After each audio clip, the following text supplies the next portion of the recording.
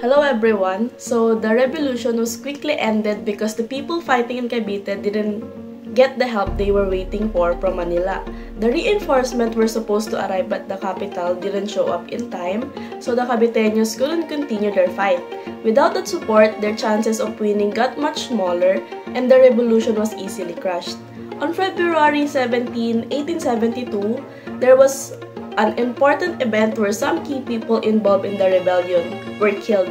One of them was Sergeant Lamadrid, also the Gombursa, a member of three priests, were tried in court and sentenced to death by strangulation.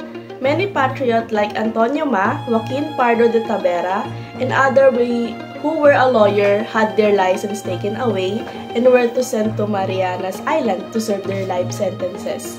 The governor at that time, Izquierdo, also ordered the local artillery unit to be dissolved and replaced with a new artillery force made up of Peninsulares or people from Spain. This event was a big turning point because it showed how harsh the government was against those fighting for reforms and independence. The Gombursa, the three priests, were put to death by the Spanish government as a way to scare Filipino people.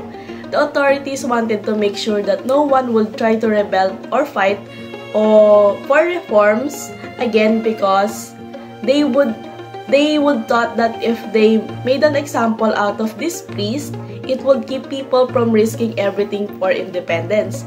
Basically, it was a harsh way to try to control and intimidate Filipinos into staying quiet and rebelling against Spanish rule.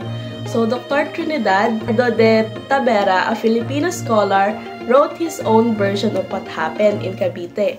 He believed that the incident wasn't really a big rebellion but just a mutiny by Filipino soldiers and workers at the Cavite arsenal. According to him, they were angry and upset because their privileges had been taken away and that's why they acted out.